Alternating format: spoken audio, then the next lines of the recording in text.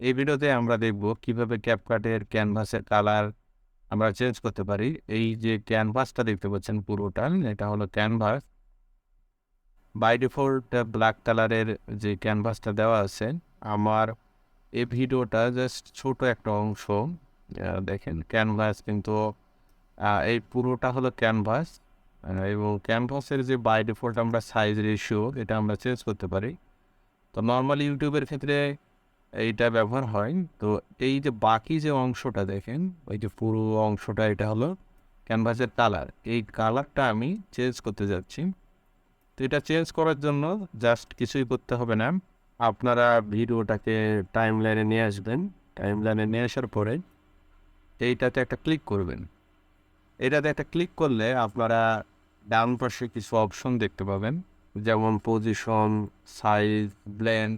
তো নিচে আপনারা গেলে ক্যানভাস দেখতে পাবেন। এই ক্যানভাসে নান করা আছে। এই নান থেকে আমরা যদি ব্লার কোনো ক্যানভাস চাই, তাহলে ক্যানভাসটা এরকম ব্লার হয়ে যাবে। ব্লারের যে অপাসিটি, সেটাও আমরা এখান থেকে বাই ডিফল্ট যেটা দেওয়া আছে নির্ধারণ করে নিতে পারি। দেন আমরা যদি কালার চাই, যে আমরা একটা সলিড কালার বা গ্রেডিং কালার দেবো এই জায়গায়, এটা আমরা দিতে পারি। যেমন আমি যদি এখানে রেড কালার চাই, তো দেখেন ক্যানভাসের পিছনে রেড কালার হয়ে গেল।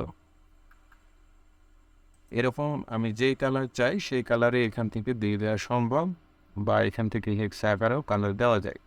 ওকে, আমি যদি স্টাইল চাই, তাহলে এখান থেকে স্টাইল সেট করে দিতে পারি। দেখেন অনেকগুলো স্টাইল এখানে দেওয়া আছে।